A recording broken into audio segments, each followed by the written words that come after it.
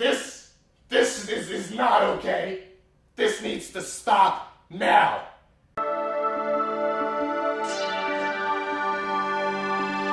Hey guys, welcome to the Liberal Hive Mind. You've probably already seen the discussion on Twitter. A lot of people are asking the question, which Republican candidate challenging Donald Trump is going to be the first to drop out of the race? Some people think it's going to be Ron DeSantis, but it certainly won't be Ron DeSantis. I mean, for some reason he thinks he's going to win Iowa. It definitely won't be Nikki Haley. She's got the might of the entire establishment behind her. It should be Chris Christie, but for some reason he still refuses, despite his dismal, almost non-existent polling numbers. But in the end, it looks like it actually won't really matter, because it seems as though Chris Christie is vacating his position in the Republican nomination election process, not by choice, but at this point by force, as a judge has now deemed him ineligible, at least on one state ballot. Little Chris Christie is done, folks. Let me show you guys what's going on. We got some stuff to get into, so let's roll the tape. All right, friends, so Chris Christie has officially been removed off the ballot in Maine. Republican presidential candidate Chris Christie will not be on Maine's primary ballot on March 5th.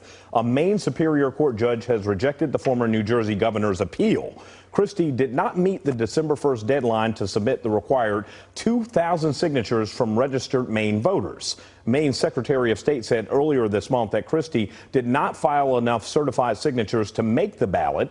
Christie's campaign says they're evaluating their options. So now Chris Christie isn't being removed because Democrats decided to charge him with insurrection without due process. He isn't being removed because he's the deep state's biggest threat. Chris Christie's being removed from the ballot legitimately because he's so deeply unpopular he couldn't get 2,000 signatures. In fact, we're now learning just how dismal it was. Earlier in December, Maine Director of Elections Heidi M. Peckman informed Christie's campaign via letter that it had only submitted 844 of the required minimum 2,000 certified signatures that were needed in order for him to be put on the ballot. At the time, a Christie spokesperson responded that his campaign had actually gathered 6,000 signatures and argued further that it was simply a procedural issue with the way that they reviewed signatures and is under appeal. But a state court disagreed in a statement to CBS News. On Thursday after the ruling, a spokesperson for the former governor's campaign said, "We disagreed with the court's decision, but we are evaluating our options." I don't know exactly what it is that they did. Maybe it was just Chris Christie in a back room, making up signatures as he went, but after the state reviewed the supposed 6,000 signatures, they came to the conclusion that only 844 were certifiable. In other words, Chris Christie isn't nearly as popular as he might have you believe. You know, he loves to tell the story that Donald Trump doesn't represent America, doesn't represent conservatism or conservative voters, and that actually his worldview does. Well, it seems as though Chris Christie is one big fraud, because obviously nobody's interested. 844 signatures, I mean, for Pete's sakes. I'm pretty sure Girl Scouts have sold more cookies in a day door knocking than Chris Christie was able to get in months in terms of signature collection in the state of Maine. This little Chris Christie guy, I mean, he has been an absolute utter embarrassment. He does nothing but bring shame to the Republican Party and Republican voters across the nation. Just take the frickin' L. It's arguably one of the most frustrating elements of Republican politics. Guys like this whose motives are completely unknown. I mean, what in the heck is Chris Christie doing in the first place? I still don't understand his purpose. I still don't understand why he's running. There's only one possible explanation. He's just a deep state operative attempting to sabotage Republicans ahead of the next election. I mean, the proof's in the action. He's still refusing to step down. The guy's polling at like 1%. Nobody has any interest in his campaign. His campaign is appealing to nobody. Yet he's still running around the country pretending as if his anti-Trump vision is aligned with what American voters are looking for. If that was the case, then don't you think maybe you'd have more votes? Don't you think maybe you wouldn't be getting kicked off the Maine ballot for having such abysmal signature collection? The American people are sending you a very clear message, little Chris Christie, that you are unwanted and that your ideas are unpopular. You know, as if it's a surprise why Chris Christie isn't a popular Republican. There's the baseline element, Chris Christie betraying the former president, essentially betraying the majority of the conservative base. Then there's, you know, little things like Chris Christie saying stuff like this. Republican governors across the country have been banning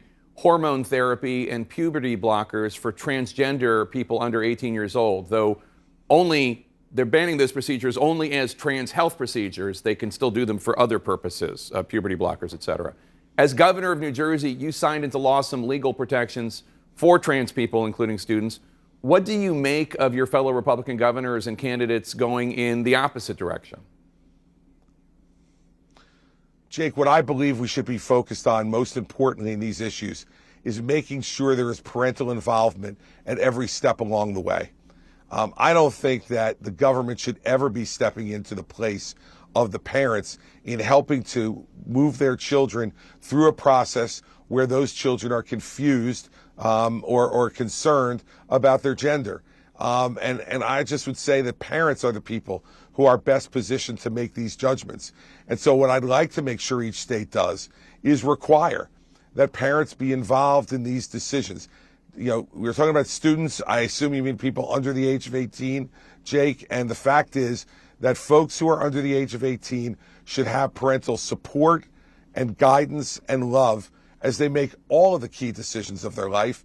And this should not be one that's excluded by the government in any way. Chris Christie essentially siding with cultural Marxists and their inappropriate agenda targeting school children. I wonder why it is that he's so deeply unpopular with Republican voters. I mean, it's a mystery, right? But this guy just won't get the message after getting removed from the Maine ballot because you failed so dismally at garnering even a basic level of support. But what's the Chris Christie campaign doing? They're appealing it and exercising every option that they have. You know, it's moments like these where you need to use cuss words. It's kind of unfortunate that I have this rule of not saying bad words on this YouTube channel, or at least trying extremely hard not to. The PG-friendly version of what I'm thinking is just screw off, man. It's like we're trying to swim to the surface of the water, but we have this anchor attached to our ankles, boulder in the form of Chris Christie. But as if that isn't enough, the Chris Christie boulder is attached to many others. Liz Cheney, Mitt Romney, Lindsey Graham, Mitch McConnell, Dan Crenshaw, the list goes on. Can these people just get with the damn program? Read the room, please. Nobody is interested. Nobody is buying what you are selling. It's really time to accept reality here. It's time to stop with the deep state psyops. You know, we get it. We understand what's going on with Chris Christie and Nikki Haley. The attempted overthrow has failed. It's time to accept that reality. I'm speaking to you, little puppet masters. No matter how many fake polls that you release showing Nikki Haley beating Joe Biden, no matter how many supposed reports of Donald Trump eyeing Nikki Haley as vice president that you release, and no matter how many times you put Chris Christie on CNN, the people are not interested. It's time to take the L and move on. The people want Trump. It's that simple. No one's interested in racially ambiguous Hillary Clinton or 70% pants Chris Christie. The message is clear. Please go away. Crawl back under the rock from which you came. It's time to stop. This needs to stop now. Alright, well that's what I got for you guys. Hopefully you enjoyed this video. If you did, make sure to leave a like and possibly subscribe to the channel. Of course, you know that we'd love to have you here. Thanks for watching, friends, and I'll see you on the next one.